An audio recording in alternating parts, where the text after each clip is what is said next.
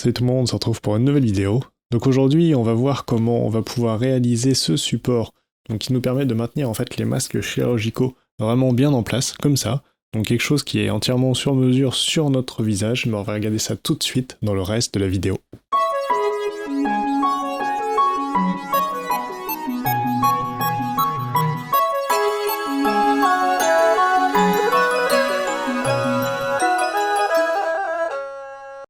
Donc j'ai vu ça sur la chaîne de 3D Printing Nerd, donc avec Joel, qui présente justement une appli qui est sur téléphone, donc principalement iPhone X et suivant, parce qu'en fait ils ont cette techno qui permet de faire du Face ID, mais qui en fait balaye le visage et donc peut en faire un scan 3D, ce qui permet donc par la suite de créer différents objets par rapport à l'impression 3D, donc dont ce petit...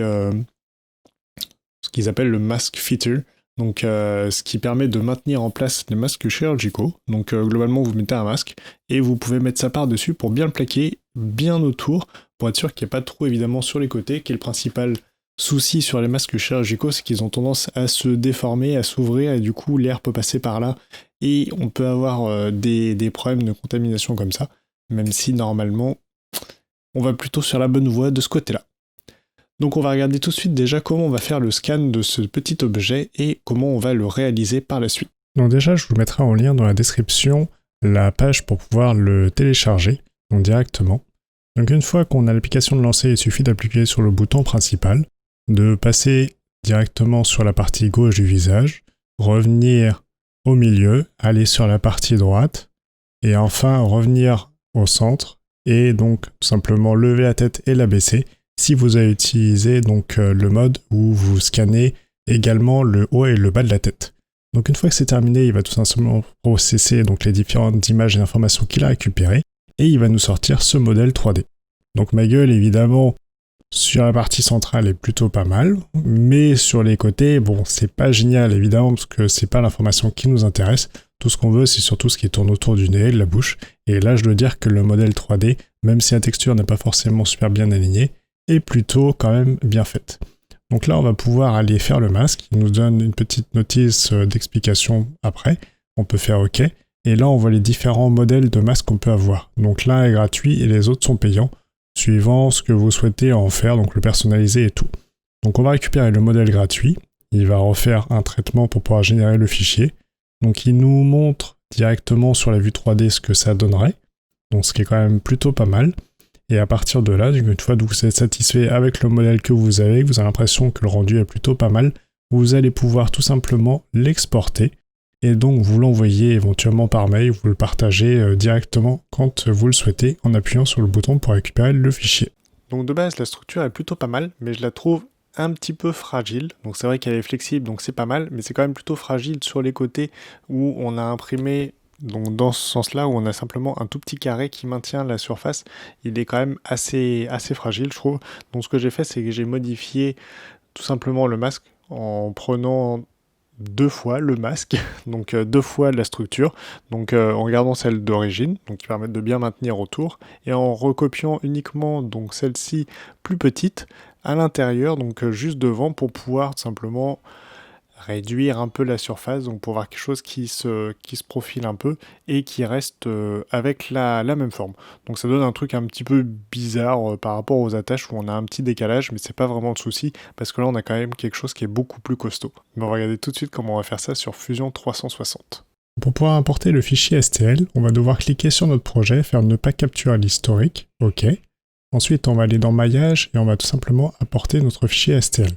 Donc on va avoir un modèle 3D qu'on peut valider directement, qui est violet, donc pour vous dire que c'est juste un maillage et pas vraiment un modèle en soi. Donc on peut faire clic droit et maillage vert BREP, ce qui nous permettra d'avoir un fichier qu'on peut modifier plus facilement. Donc une fois qu'il a converti le modèle 3D donc, dans le corps 1, on peut créer une copie en faisant clic droit, créer une copie. On va simplement le déplacer d'1 mm vers le haut. Donc ça nous permettra de faire OK et d'avoir donc notre copie. Cette copie, on va tout simplement la redimensionner, donc pour en faire une plus petite. Donc moi, ce que j'utilise comme paramètre, c'est 0,95% du modèle d'origine. Enfin 95% du modèle d'origine, 0,95. Donc ce qui nous permet d'avoir un modèle un petit peu plus petit, mais pas trop petit non plus. Donc à partir de là, on peut mettre un petit peu de transparence pour pouvoir éventuellement l'aligner, voir comment il est. On va pouvoir donc le centrer sur le modèle d'origine pour avoir les crochets qui sont à peu près alignés. Donc pour avoir quelque chose qui puisse s'affiner en haut, en bas et sur les côtés exactement en même temps. Donc une fois qu'il est plutôt bien centré, on va pouvoir donc valider nos modifications. Donc si on le cache, donc on voit le modèle d'origine, on peut le faire réapparaître, on peut voir donc qu'évidemment ça resserre et que ça va nous permettre d'avoir quelque chose d'un peu plus avancé. Donc par contre, il va falloir regarder sur les attaches. Donc là, on voit que celle-ci est un petit peu décalée par rapport à celle d'origine. Les autres ont l'air pas trop mal, mais il va quand même falloir essayer de corriger ça en descendant à peine d'1 millimètre notre modèle. Ça nous permettra d'avoir des attaches qui sont confondues et qui seront plus facile à imprimer surtout, donc on évitera d'avoir du vide entre les deux, et donc ça nous permet de ne pas avoir de support calé entre les deux ou autre. À partir de là, on peut faire OK, donc on valide notre modèle. Maintenant, il va tout simplement donc le redimensionner et le déplacer comme on l'a fait. On peut remettre l'opacité à 100% pour pouvoir voir les deux modèles. Maintenant, ce qu'on va faire, c'est qu'on va les fusionner pour n'avoir qu'un seul corps, donc qu'un seul modèle 3D, pour pouvoir l'exporter par la suite. Donc une fois qu'on a sélectionné les deux modèles, on peut faire OK. Donc il va nous créer notre nouveau modèle. Donc on voit que les faces sont plutôt bien alignées. Donc ça ne devrait pas poser trop de soucis à l'impression. Donc on va tout simplement pouvoir prendre le corps, faire Outils et Créer. Et là on va pouvoir exporter notre fichier STL. Donc si vous avez la case en dernier qui est cochée, décochez-la, ça vous permettra de récupérer directement le fichier. Donc ensuite vous pouvez sauvegarder ce fichier. On va pouvoir l'importer sur Cura. Donc de base, quand la simulation, donc le slicing, on a 3h32 d'impression. Donc ce qu'on fait, c'est qu'on va le mettre un petit peu plus à l'horizontale pour aligner les deux hauteurs. Et donc là, on arrive déjà à descendre à 3h02.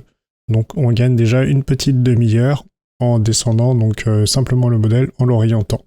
Donc pour pouvoir l'orienter plus facilement avec des pourcentages, vous pouvez faire Shift. Ensuite, pour l'INFI, j'ai mis 20%, j'ai imprimé en 80 mm par seconde, et j'ai mis donc des supports. Donc là, on voit évidemment le petit timelapse de l'impression, qui est toujours très sympathique à regarder. Donc une fois que c'est fait, on a tout simplement à la décoller, retirer les supports. Donc là où c'est le plus difficile à retirer, c'est sur les parties bas, qui sont les plus proches du plateau, parce que là, les supports sont quand même plutôt bien accrochés et très fins. Donc c'est pas forcément le plus simple à enlever. Donc ensuite, on va prendre simplement des élastiques. Alors j'ai utilisé des élastiques 15 cm, 3 mm de largeur. Donc ce que je vais faire, c'est que j'ai testé plusieurs types de nouages sur mon masque. Donc après, le résultat sera pas forcément terrible visuellement, mais ça me permettra de faire une idée. Donc ce que je peux vous proposer, c'est de faire en fait, d'après ce que j'ai testé, simplement des nœuds sur votre élastique pour avoir un nœud global suffisamment gros que vous allez pouvoir glisser dans l'encoche la plus fine et passer donc l'élastique de l'autre côté qui est le plus long et le plus plat. Vous le verrez tout simplement sur le modèle 3D une fois imprimé, c'est assez lisible. Donc une fois qu'on a fait le tour, il y a tout simplement à tirer dessus et là donc on aura quelque chose de tendu et de sécurisé. Donc on peut voir que sur celui-là, j'ai fait tout simplement un nœud sur l'élastique et je le passe autour. Après, pour la partie haute, je vous conseille éventuellement de faire quand même un nœud autour du support qui permet d'accrocher l'élastique. Ce sera forcément un petit peu plus simple à mettre et à enlever. Donc ensuite, quand on teste avec un masque chirurgical, donc on met bien le masque en face avec l'attache sur le nez au-dessus. Donc ensuite, quand on met le support dessus, donc comme je vous propose de l'attacher, on voit qu'il n'y a plus de trous sur les côtés. On peut même retirer quasiment le masque et il tiendra tout seul, évidemment, avec le support. Donc si on respire, donc on expulse de l'air et qu'on en inspire, on voit que c'est bien le milieu qui bouge et que l'air ne passe pas évidemment sur les côtés et sur le dessus. Et c'est exactement le but recherché donc par rapport à ça. Donc c'est plutôt facile à enlever, donc suivant comment vous allez pouvoir le nouer. Donc pour regarder globalement les différences entre le modèle le plus fin et le plus épais que je vous propose, sincèrement celui qui est plus épais, on sent qu'il est beaucoup plus solide, il est beaucoup plus avancé et les attaches, on a moins l'impression qu'elles vont nous claquer entre les doigts quand on va mettre l'élastique directement pour l'attacher. Donc voilà, on a maintenant réalisé notre structure pour pouvoir maintenir correctement notre masque chirurgical en place pour pouvoir se balader sans souci à droite à gauche. Donc si c'est quelque chose que vous avez aimé, n'hésitez vraiment pas à le partager. Je pense que clairement c'est un sujet qui est assez important. Et c'est une réalisation qui est vraiment stylée. Enfin, c'est vraiment cool d'avoir quelque chose de sur mesure qui puisse se faire assez facilement. Donc après, évidemment, tout le monde n'a pas un iPhone X ou suivant. D'ailleurs, moi, j'en ai pas, donc j'ai demandé à quelqu'un de me le prêter pour pouvoir justement faire le scan et pouvoir récupérer tout simplement le fichier 3D. Donc il y a l'iPhone X et suivant, et il y a également l'iPad Pro. Alors peut-être pas toutes les versions qui permettent de le faire également. Donc voilà, si c'est quelque chose que vous avez aimé, n'hésitez pas à en parler à gauche, à droite. Si vous avez aimé les vidéos, n'hésitez pas à liker, partager, vous abonner si ce n'est pas déjà fait. Sur ce, je vous laisse et je vous dis à très bientôt dans une prochaine vidéo. Salut, salut!